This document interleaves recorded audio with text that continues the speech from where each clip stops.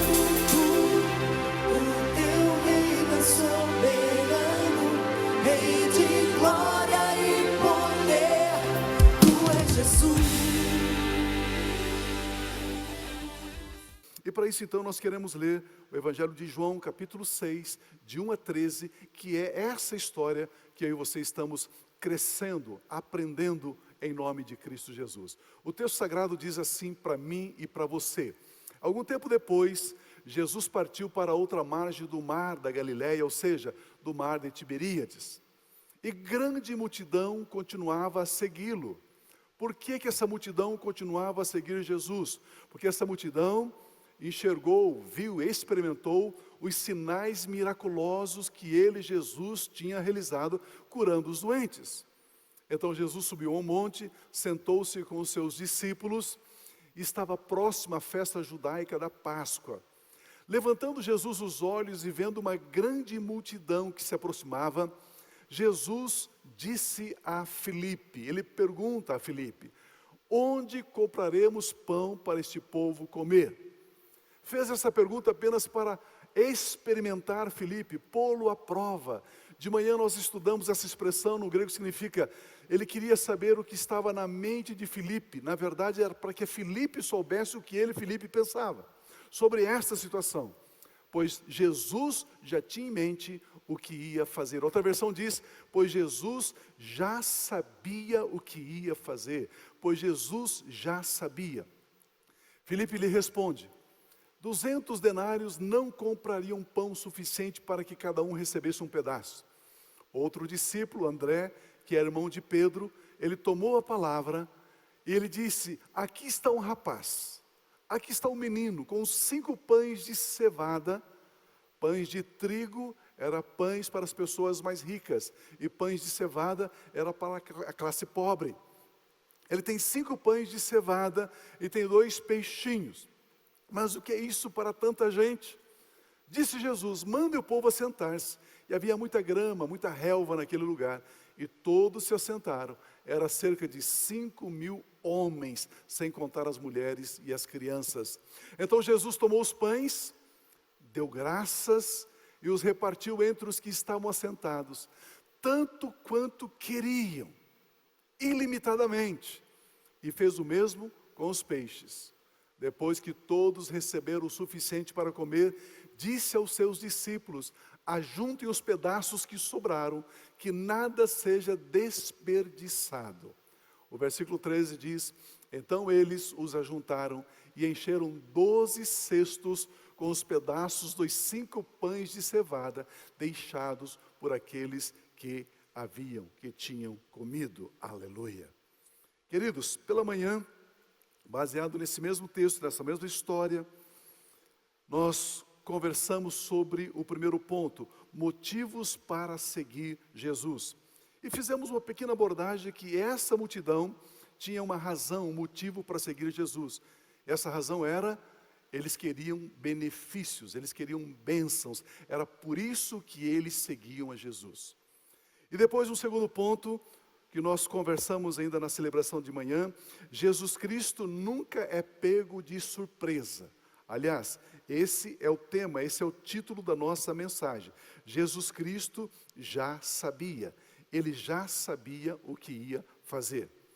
Essa história bíblica também nos ensina que seguir a Jesus Cristo deve ser sim um projeto de vida. Ou seja, seguir a Jesus deve ser uma escolha livre, uma escolha consciente, uma escolha pessoal.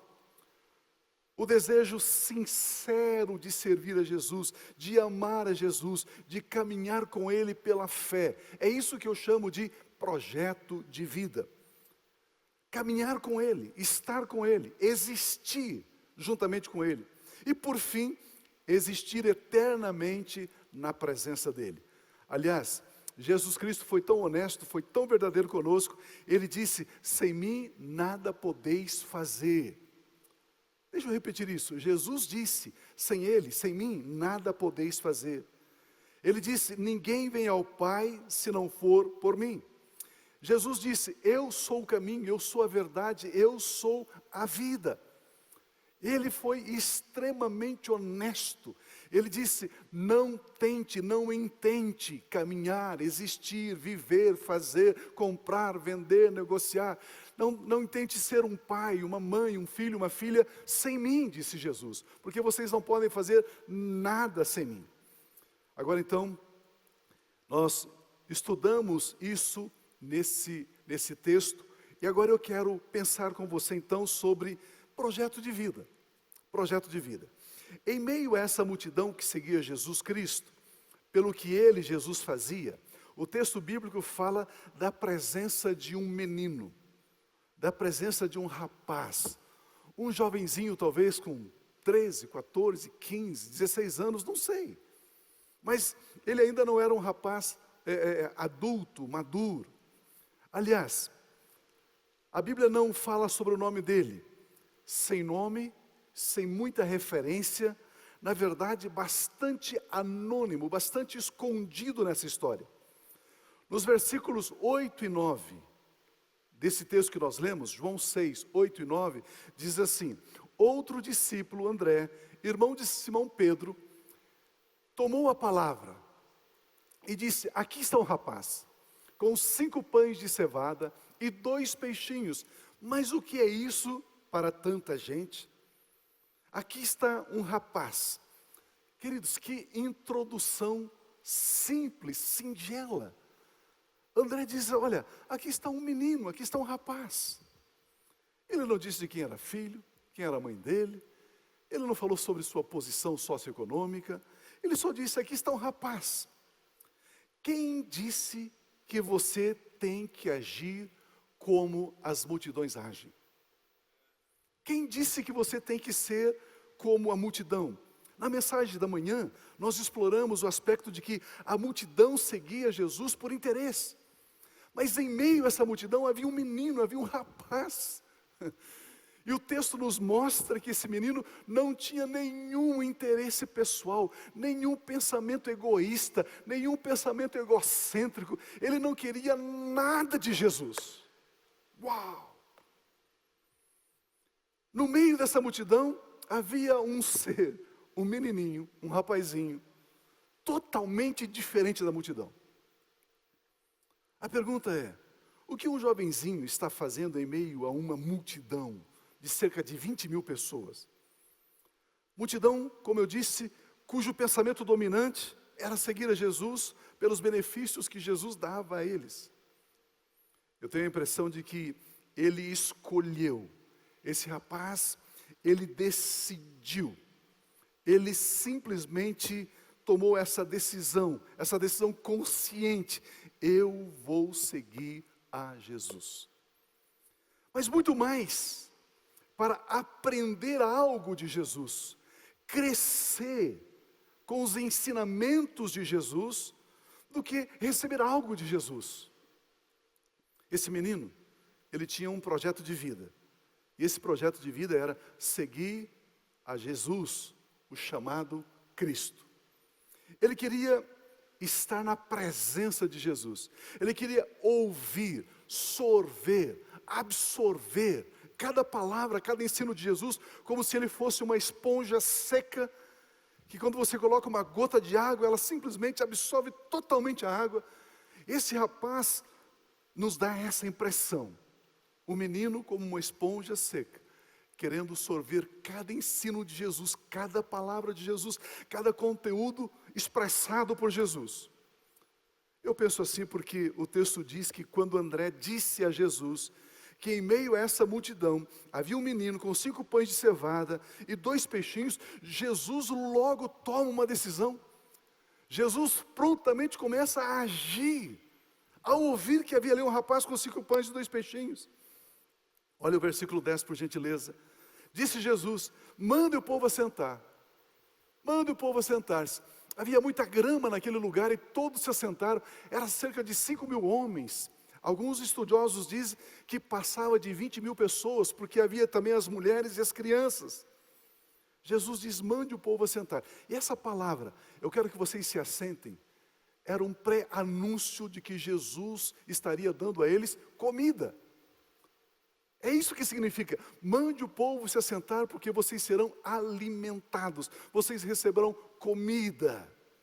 Mesmo antes do rapaz entregar os 5 pães e os 2 peixinhos a André, Jesus pede que o povo se assente para comer.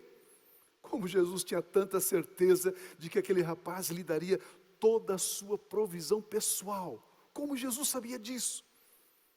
Porque Jesus sabia que no meio daquela multidão, com uma motivação não muito boa, não muito adequada. Tinha alguém que estabeleceu um projeto existencial, um projeto de vida, um projeto de ser um seguidor de Jesus. Esse rapaz não queria nada de Jesus. Ele não estava doente, não estava enfermo, não estava numa crise, não estava desempregado, nada. Ele queria seguir Jesus. Você sabia que Jesus conta com algumas pessoas para fazer o reino dele, o projeto dele aqui na terra expandir? Pessoas como esse menino. Em meio à multidão que queria somente receber, tinha esse rapaz que estava disposto a servir, a dar. Amados, e muito mais do que dar, não era simplesmente dar. Esse texto diz que esse rapaz, ele se doou, ele se entregou. Porque um outro evangelista, um outro texto sobre essa narrativa diz que eles precisavam se alimentar, porque senão eles poderiam desmaiar, desfalecer até chegar no próximo vilarejo. Ou seja, esse rapaz estava entregando o próprio sustento, a própria sobrevivência, a própria existência dele. Esse é o modelo.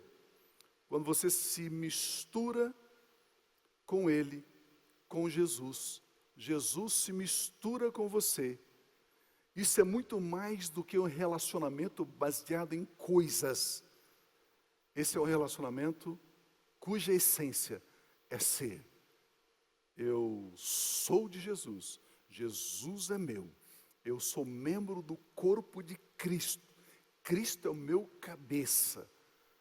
Ah, amados, se todos nós entendêssemos esse padrão, se todos nós compreendêssemos esta possibilidade possível de ser assim, a nossa alma não ficaria aflita, o nosso sono não seria cortado, interrompido, nós simplesmente estamos nele. O Senhor é o meu pastor, Ele é o meu pastor. Se você tiver liberdade aí na sua casa, onde você estiver, diga-se comigo, esse rapaz, ele me representa. Esse rapaz, ele me representa. Eu digo ao Senhor Jesus, eis-me aqui, Senhor Jesus. Meu irmão, creia nisso. Você está estabelecendo um projeto de vida. Mas pastor, eu já sou salvo, eu já estou na igreja, eu sei de tudo isso. Mas sabe quando, na sua caminhada, na sua jornada, você precisa parar em algumas situações, em algumas encruzilhadas da vida e dizer assim, ei, Jesus, eu sou seu. Eu pertenço a ti. Assim como esse rapaz fez. Você pode imaginar o discípulo André vindo até esse rapaz e dizendo a ele, ei, me dê toda a sua comida. Me dê os seus 5 pães de cevada e os seus 2 peixinhos. Porque o Senhor Jesus precisa dele. O Senhor Jesus precisa dele. Queridos, não é impressionante isso? A Bíblia diz que Jesus, sendo Filho de Deus, sendo Deus, nesse momento ele precisou de 5 pães e 2 peixinhos. Mas lá na frente ele precisou de um jumentinho. Mais tarde ainda ele precisou de um túmulo emprestado. Na verdade, não é que ele necessita, não é que ele tem falta, não é que ele tem necessidade. Sabe o que é? É que ele nos oportuniza. Ele abre possibilidades para eu e você participarmos daquilo que é dele. Exatamente o que estava acontecendo aqui. E sabe o que o rapaz faz? O rapaz entrega toda a sua provisão. Sem questionar, Jesus está precisando dos meus 5 pães e 2 peixinhos. Um adolescente que, de repente, deve ter pensado, não, então eu vou dar 3 e fico com 1, fico com 2 e... Não, ele não quis barganhar, ele não quis negociar, ele entregou. Queridos, veja que lindo, veja que quadro. Mas aqui tem mais uma grande verdade. Pense nisso. Quando a nossa provisão ainda está em nossas mãos, A nossa confiança está depositada na nossa provisão. Mas quando todo o nosso sustento, todos os nossos recursos, tudo que somos e temos, é entregue, está nas mãos de Jesus, a nossa confiança passa a estar agora em Jesus e não na nossa provisão. Eu vejo que quando esse rapaz entrega os 5 pães e 2 peixinhos a Jesus, a partir daquele momento ele dependia unicamente, exclusivamente, totalmente, radicalmente de Jesus. De Jesus. Ele não tinha mais como colocar a sua confiança, o seu coração, nos 5 pães e 2 peixinhos. Meu irmão, você está entendendo o que eu estou falando? Quando será que eu, você, nós vamos eleger, vamos escolher Jesus para que a nossa confiança esteja somente nele? Exclusivamente nele. Como nossa fonte, como nosso supridor, como aquele que cuida de nós, como aquele que nos ama, porque Jesus já sabia o que ia fazer. Esse rapaz estabeleceu como projeto de vida, projeto de ser, projeto de existência, servir ao Senhor Jesus, servir com tudo que Ele é, com tudo aquilo que Ele possuía. Cabe aqui uma aplicação para as nossas vidas. O meu projeto, o seu projeto de vida, é seguir a Jesus, para servi-lo, para entregarmos-nos, para nos rendermos a Ele? Ou será que o meu projeto de vida é seguir a Jesus para servi-lo em parte? Eu sirvo Ele assim, mas eu quero que Ele me sirva desse jeito. Eu posso servir Ele com isso, mas espero uma recompensa desta maneira. De manhã estamos falando sobre isso. De manhã estamos falando que muitas vezes nós queremos atribuir a Deus um preço. Assim como Judas atribuiu a Jesus um preço. Algumas moedas de prata, ele vale isso. E você lê a história e diz, uau, pô, o Judas fez isso, que absurdo, que loucura. Mas quando você chega com 3 dias de jejum esperando que ele te dê algo, é esse preço que você acha que ele vale, 3 dias de jejum. Você está precificando ele. Meu Deus. Eu sei que o Espírito Santo está nos edificando com essa palavra. Eu sei que nesse momento, às vezes, chamamos aí de crise, não sei como se chama esse momento. Mas será que Ele não está permitindo eu e você crescermos em entendimento, em graça, em verdade? Eu quero ver mais um aspecto que muito me ajuda nesse texto. Esse aspecto aqui tem sido assim uma âncora, um valor para mim muito grande, muito significante. O poder da gratidão. Olha o versículo 11, por gentileza. Versículo 11. Então Jesus, ele tomou os 5 pães e os 2 peixinhos em suas mãos. No texto paralelo de Mateus, diz que ele, olhando para os céus, deu graças e os repartiu entre os que estavam assentados, tanto quanto queriam, e fez o mesmo com os 2 peixinhos. Mateus 14 diz então que ele tomou os pães e os peixinhos em suas mãos e olhou para os céus e deu graças. Amados, por gentileza, vamos aprender isso. Por favor, vamos aprender isso. Jesus, como eu disse, na mensagem da manhã, ele estava no meio de uma confusão, de um caos. Jesus estava no meio de um problema gigantesco.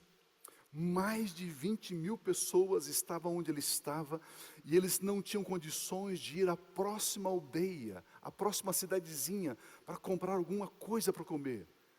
A maioria dessas pessoas, mulheres, homens, idosos, crianças, iriam desmaiar, desfalecer. Era um problema gigantesco. E de repente, Jesus tem em suas mãos 5 pães de cevada, como eu disse, um alimento que os pobres consumiam, e 2 peixinhos, diz a Bíblia. E ele pega em suas mãos, e Jesus, ele não olha para os 5 pães e 2 peixinhos, ele nem olha para essa confusão ao seu redor. para a circunstância adversa, ele levanta os olhos para os céus e diz: Pai, muito obrigado. Irmãos, ele agradece. Ele diz: Pai, obrigado. Queridos, o que eu quero dizer é que Jesus, ele não pediu que o Pai multiplicasse. Jesus simplesmente agradeceu. Mas pastor, era tão pouco, quase nada. Jesus agradeceu. Queridos, que maravilha, que exemplo para nós, viver a vida com gratidão. Agradecer. Ei, agradecer.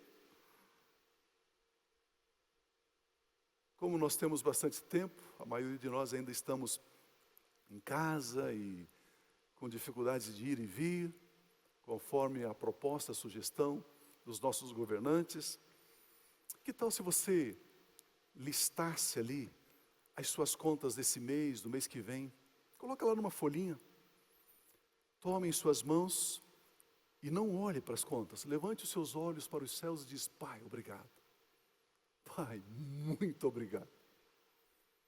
Que tal se nós exercêssemos a gratidão? Que exemplo maravilhoso. Não peça, agradeça, dê graças ao Pai. Agradecer ao Pai Celestial que não poupou o seu único Filho, antes o entregou por todos nós. Como o Pai Celestial, nosso Pai, não nos dará juntamente com Ele de graça todas as demais coisas? Queridos, quão poderosa é a gratidão? Quão poderosa é a gratidão? Jesus Cristo já sabia o que ia fazer. Os versículos 12 e 13 diz: depois que todos receberam o suficiente para comer, disse aos seus discípulos: ajunte os pedaços que sobraram, que nada seja desperdiçado. Nada seja desperdiçado. É interessante que Jesus, ele trabalha com abundância, mas ele não gosta do desperdício. Então, eles os ajuntaram e encheram 12 cestos com os pedaços dos 5 pães de cevada, deixados por aqueles que tinham comido. Qual o primeiro passo para sair de uma crise instalada, para sair da angústia? Jesus deu graças. Ele não focou nos poucos pães e peixes, ele focou no céu. Ele focou nos céus abertos. Ele olhou para o Pai e disse: Pai, obrigado. Pai, eu te agradeço. Aleluia. A gratidão, ela é muitíssima poderosa. Muitíssima poderosa. Porque a gratidão, ela produz alegria. Ela produz alegria. João 3, 16, 17, é um texto que eu sempre gosto de ler.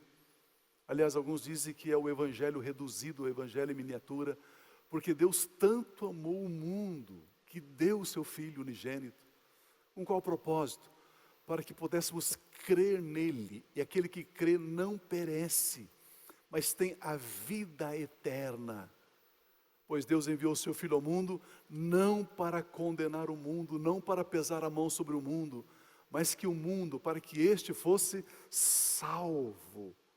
Somos eternos devedores. O que poderíamos fazer para pagar a entrega, a dádiva de Cristo Jesus pelo Pai Celestial? Nada.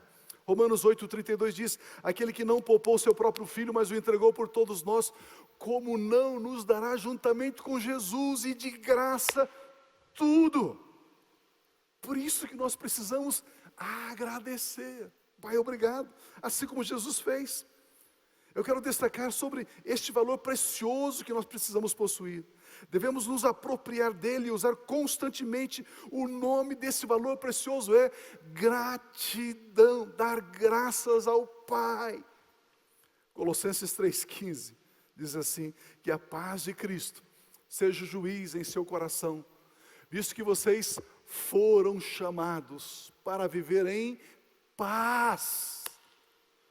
Mas pastor, tem um caos instalado. Mas nós fomos chamados para vivermos em paz, como membros de um só corpo, o corpo de Cristo Jesus. E sejam agradecidos, sejam gratos. Pai, obrigado. Enquanto estávamos aqui no momento do louvor, estava sentado ali, Pai, obrigado por esse templo, obrigado por esse local, obrigado pelo ministério, pelo time de música da nossa igreja, que está aqui nos servindo. Pai, obrigado. Pai, obrigado pelos irmãos que estão aí na técnica, filmando, transmitindo, com qualidade, com perfeição, para que você aí na sua casa possa receber essa mensagem, esse louvor, para que você que recebeu uma palavra de salvação, você que teve a oportunidade de semear aí com a sua contribuição financeira, participar com a sua contribuição financeira. Quando Deus em sua palavra diz que devemos ser agradecidos, se faz necessário pararmos, olharmos com interesse, com profundidade. Sejam agradecidos, Ele está dizendo. Porque Deus está nos ensinando novamente a sermos agradecidos. É porque nós estamos vivendo, amados, no dia 31 eu falei isso aqui, nós estamos vivendo um novo ciclo, estamos vivendo um tempo profético. Nos próximos anos, Deus quer fazer grandes coisas na nossa vida, em nós e através de nós, coisas que os nossos olhos não viram, os nossos ouvidos não ouviram, ainda não subiu no coração humano. Pastor, mas eu não estava esperando uma grande tempestade, eu não estava esperando essas ondas. Amados, mas é nesse momento que nós encontramos sim a manifestação do cuidado, da proteção e da provisão de Deus. A nação brasileira, a igreja brasileira, ela vai passar para um crescimento, para um amadurecimento, para que ela possa ser colocada onde Jesus Cristo quer que a igreja brasileira seja colocada, debaixo da unção do Espírito Santo, essa unção que já foi liberada sobre nós. Por isso nós estamos declarando que é um tempo de céus abertos, céus abertos. Inaugura-se esse novo ciclo, inaugura-se esse novo tempo. A multiplicação, ela se dá no momento de escassez. 5 pães e 2 peixinhos, escassez, foi ali que houve a multiplicação. A sonolência espiritual acabou. Pessoas que estavam vivendo as suas vidas até confortavelmente, até com uma pseudo-segurança, de repente, uau, eu preciso voltar a focar a minha vida, a minha agenda, os meus planejamentos em Jesus. Surge sobre nós que temos como projeto seguir a Jesus, esse ciclo, esse novo ciclo, que rompe com os domínios dos principados e potestades, um ciclo que traz salvação, que traz maturidade. Queridos, está na hora de nós alterarmos a nossa agenda e dizer, eu tenho um projeto de vida, eu quero seguir a Jesus, eu quero seguir a Jesus. É isso que eu quero fazer pelo resto dos dias da minha vida sobre a terra, seguir a Jesus. É interessante que existe, deixa eu tomar um exemplo aqui, algumas pessoas que, por exemplo, fumam, usam cigarro, tabaco. E alguns amigos, algumas pessoas dizem, olha, pare com isso, isso não é bom para você. E a pessoa vai levando, e não é tão importante. Mas chega um dia que um médico diz, você tem que parar de fumar.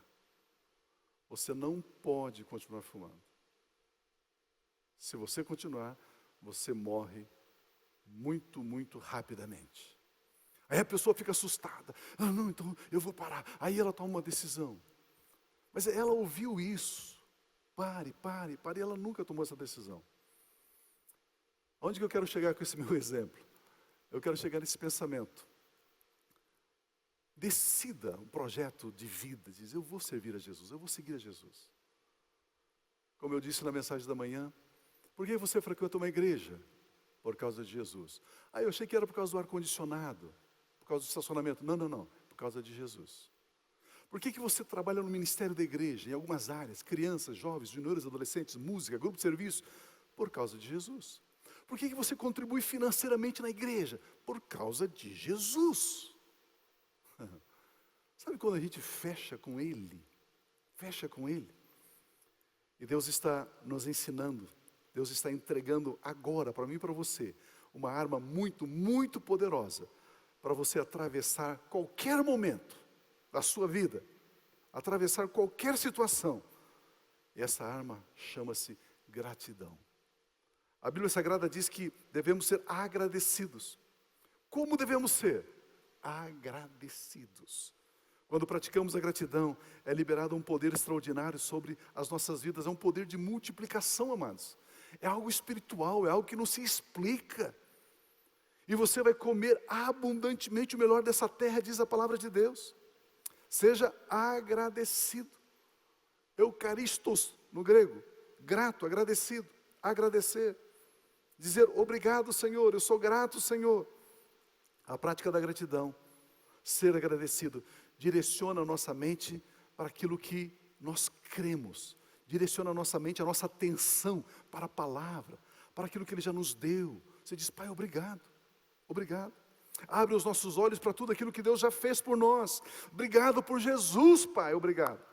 E também para o bem que nós podemos fazer para as pessoas. Queridos, uma pessoa cheia de gratidão, essa pessoa é uma pessoa generosa. Não tem como uma pessoa ingrata, mesquinha, ser generosa. Impossível. A gratidão nos permite praticar a generosidade. A gratidão produz alegria, produz júbilo, satisfação, contentamento. A gratidão te leva a fluir em poder, em autoridade, em liberdade. Em liberdade.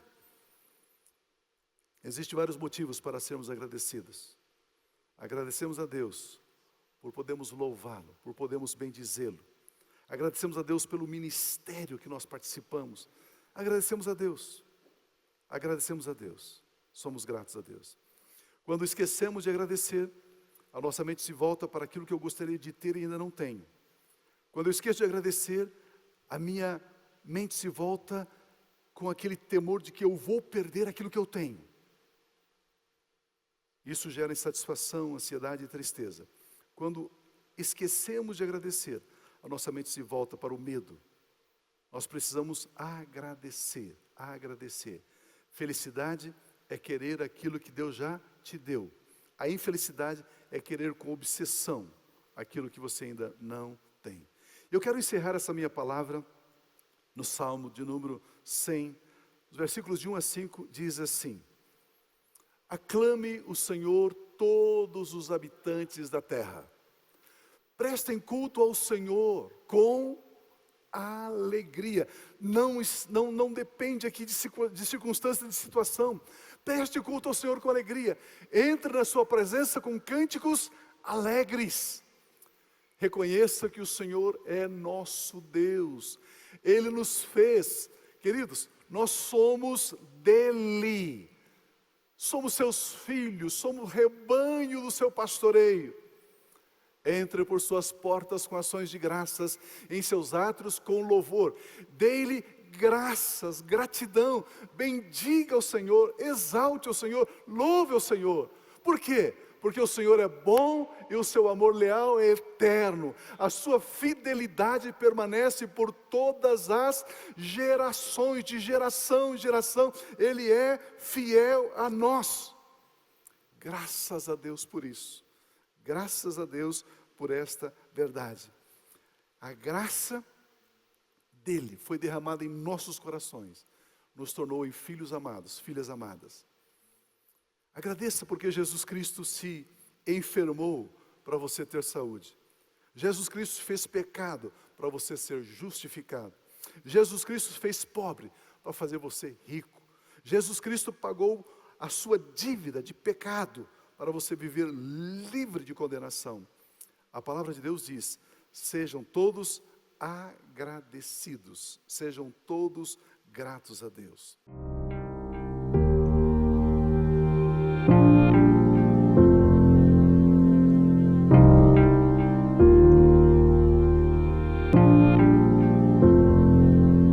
Não tem nada a ver com o que temos ou com o que fazemos, tem a ver com o que somos.